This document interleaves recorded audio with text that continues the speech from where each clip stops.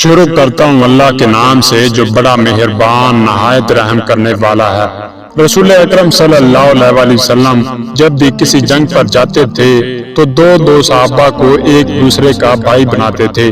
ایک دفعہ رسول خدا صلی اللہ علیہ وسلم کسی جنگ کے لیے جانے لگے تو آپ نے سعید بن عبد الرحمن اور ثعلبہ انصاری دونوں کو بھائی بنا دیا۔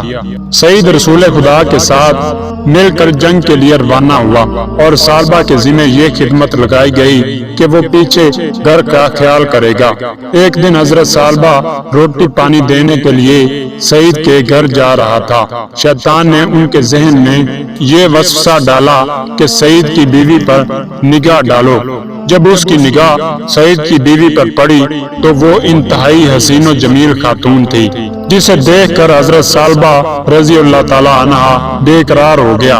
اس نے چاہا کہ اس کی ناموس پر دست درازی کرے تو سعید کی بیوی نے کہا، کیا یہ بات جائز ہے کہ تیرا بھائی جہاد پر جائے اور تو اس کی ناموس برباد کرنے کا ارادہ کرے؟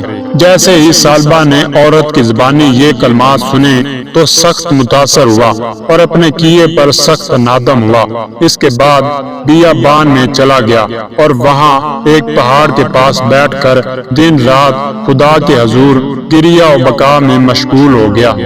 جب رسول خدا صلی اللہ علیہ وسلم واپس آئے تو تمام لوگ رسول خدا اور اپنے مسلمان بھائیوں کے استقبال کے لیے گئے، لیکن ثعلبہ رضی اللہ تعالی عنہ ان میں شامل نہ تھا۔ سعید گھر آیا اور اپنے خاندان والوں سے ثعلبہ کا حال دریافت کیا تو اس کی بیوی نے اسے سارا قصہ سنا دیا۔ سعید روتے ہوئے گھر سے اس کی تلاش کو نکلا۔ آخرکار سعید نے اسے تلاش کیا۔ وہ ایک پتھر کے پیچھے بیٹھا بلند آواز سے کہہ رہا تھا، ہائے میری بدبختی، قیامت کے دن مجھے کتنا رسوا ہونا پڑے گا۔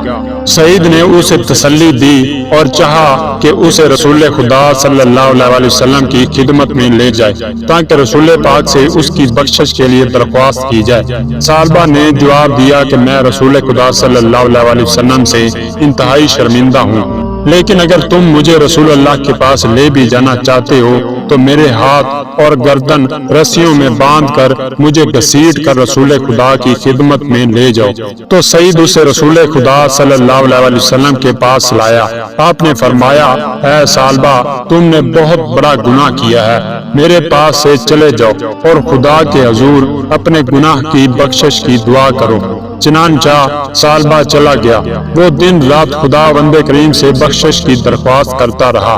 ایک عرصے کے بعد نماز عصر کے وقت اللہ تعالیٰ نے اپنے حبیب پر یہ آیت نازل کی، جس کا ترجمہ یہ ہے، اور جن سے کبھی نازیبا حرکت سرزد ہو جائے یا وہ اپنے آپ پر ظلم کر بیٹھیں تو اسی وقت خدا کو یاد کرتے ہیں اور اپنے گناہوں کی معافی چاہتے ہیں، اور اللہ کے علاوہ گناہوں کو بخشنے والا کون ہے، اور وہ جان بوجھ کر اپنے کیے پر اصرار نہیں کرتے۔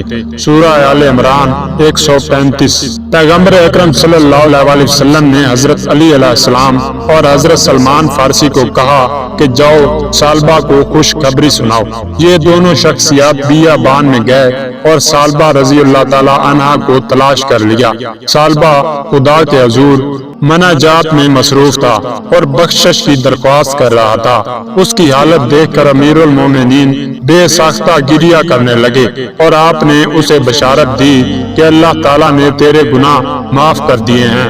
آپ اسے لے کر مدینہ شہر لائے۔ اس وقت نماز مغرب و عشاء کا وقت تھا۔ پیغمبر اکرم صلی اللہ علیہ وسلم نے نماز پڑھانا شروع کی۔ آپ نے سورہ فاتحہ کے بعد جب سورہ تکاثر کی تلاوت فرمائی، جب آپ پہلی آیت اللہم التکاثر تمہیں کثرت طلبی نے غافل کر دیا پڑھی تو ثعلبہ نے دیوانہ وار نعرہ بلند کیا۔ دوسری آیت پڑھی جس کا ترجمہ ہے، یہاں تک کہ تم قبروں کے پاس جا پہنچے، تو ثعلبہ زور زور سے رونے لگا۔ جب رسول خدا نے تیسری آیت کلا سوف تعلمون ہرگز نہیں، تمہیں عنقریب معلوم ہو جائے گا۔ پڑھی تو وہ بے ہوش ہو کر زمین پر گر پڑے۔ تو رسول خدا صلی اللہ علیہ وسلم نے نماز مکمل کرنے کے بعد اسے دیکھا تو وہ اپنی جان خدا کے حوالے کر چکا تھا۔ پیغمبر اکرم صلی اللہ علیہ وسلم نے اپنے اصحاب سمیت اس پر گریہ کیا اور آپ نے اس کی تجہیز و تکفین کا حکم دیا۔ رسول خدا صلی اللہ علیہ وسلم خود بھی ثعلبہ رضی اللہ تعالیٰ عنہ کے جنازہ میں شریک ہوئے۔ حالت یہ تھی کہ آپ اپنے پاؤں کی انگلیوں کے بل چل کر اس کے جنازے کی مشائیت کر رہے تھے۔ جب رسول خدا صلی اللہ علیہ وسلم سے پوچھا گیا کہ یا رسول اللہ، آپ نے ایسا کیوں کیا؟ آپ نے فرمایا کہ میں نے دیکھا کہ بہت سارے ملائکہ اس کے جنازے میں اس طرح شامل ہو رہے تھے، لہذا میں نے بھی فرشتوں کی طرح اس کے جنازے میں مشائیت کی۔ تو دوستو، یہ تھا حضرت ثعلبہ رضی اللہ تعالی عنہ کا ایمان افروز واقعہ۔ دوستو، ایسے ہی سچے واقعات دیکھنے کے لیے میرے چینل کو سبسکرائب کر دیں اور ساتھ ہی لگے بیل کے آئیکن کو دبا دیں تاکہ میرے ایسے سچے واقعات آپ تک پہنچتے رہیں۔